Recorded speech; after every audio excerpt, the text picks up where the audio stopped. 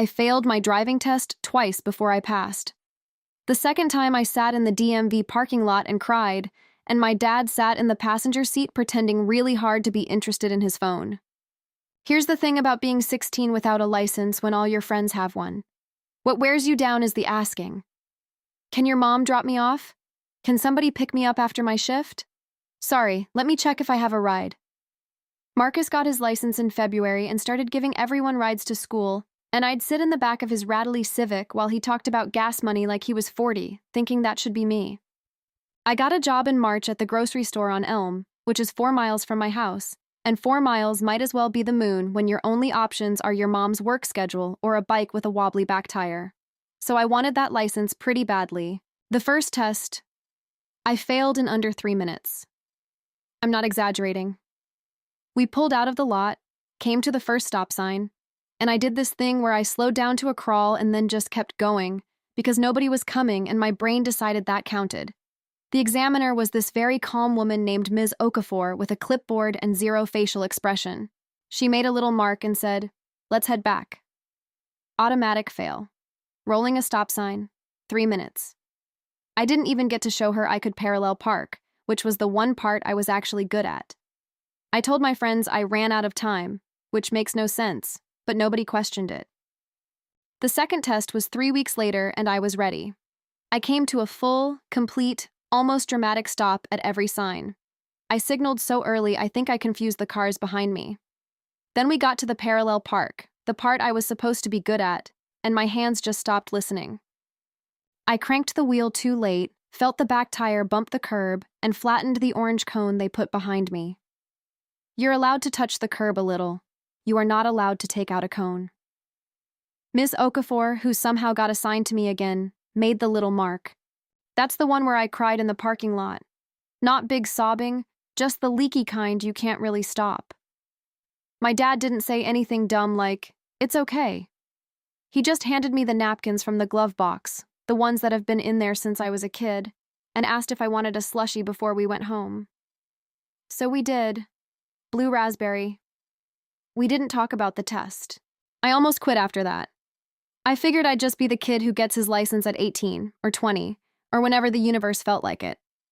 But my dad wasn't having it. He started taking me to the parking lot of the old Sears that closed down years ago, the giant empty one where all the lines are faded. Sunday mornings, before church, when nobody was around. He'd pull 4 big orange laundry detergent jugs out of the trunk and space them out for me to park between. His car is this ancient Camry that smells like the little tree air freshener he buys at the gas station, the same scent for 20 years, the one called New Car, even though that car has never once been new. The first few Sundays were rough. I'd clip a jug, sigh, reset. Clip a jug, sigh, reset. My dad would just say, again, in a voice that wasn't mad, just patient, like he had all day, which I guess he did. He's not a big talker, my dad. He fixes air conditioners for a living and comes home tired. So him spending his one morning off standing in a parking lot watching me knock over detergent jugs meant something, even when I was too annoyed to notice it. One Sunday, I asked him if he passed his test the first time. He laughed, this short, surprised laugh, and said no. He failed it twice, too. Backed into a fire hydrant on the second one. He'd never told me that. I'd kind of assumed my dad came out of the womb knowing how to drive. He said the person who finally taught him was his uncle, who'd take him out at night and make him drive the same 3 blocks over and over until it stopped being scary and started being boring. That's the whole trick, he said. You want it boring. Boring means your hands know it without you having to think. That stuck with me. I'd been trying to drive perfectly, all tensed up, treating a stop sign in an empty lot like it was the actual test.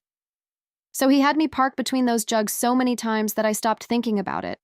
My hands just did it. It got boring. He was right. The third test was in June, the week school let out. Same DMV. And of course, Ms. Okafor. At that point, we knew each other's faces a little too well.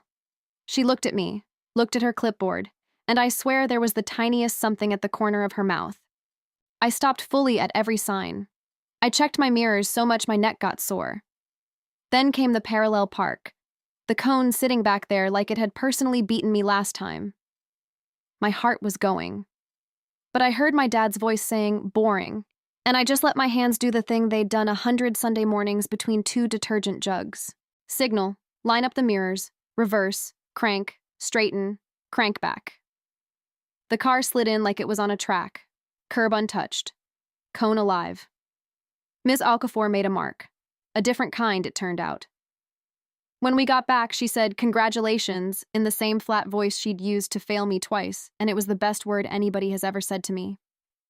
My dad was in the waiting room under the bad fluorescent lights, in those chairs that are all bolted together. He stood up before I even said anything, because I think he could tell from my face. He put his hand on my shoulder, squeezed it once, and said, "There you go." Then he tossed me the keys right there in the lot and said he'd catch a ride home with my mom and to go on. So I drove home alone for the first time, 4 miles. I went 5 under the whole way and gripped the wheel like it might come off in my hands. The little air freshener tree swung from the mirror. I rolled the windows down, even though it wasted the AC he'd just fixed, because I wanted to hear the engine and the wind, and the fact that I was the only one in the car deciding where it went. I didn't go straight home. I drove the 4 miles to the store on Elm and back, just because I could, just to prove the moon wasn't that far after all. When I pulled in, my dad was already on the porch, since I took the long way. He didn't ask why I was late. He looked at the Camry parked a little crooked but inside the lines and said, "Not bad." Coming from my dad, that's basically a parade. I keep that license in my wallet behind my school ID. The photo is terrible. I look exhausted because I was. Sometimes on a bad day, I take it out and look at it and remember that I failed twice at something a million people do without even thinking, and then I stopped failing. My dad would say I just made it boring. He'd be right about that too.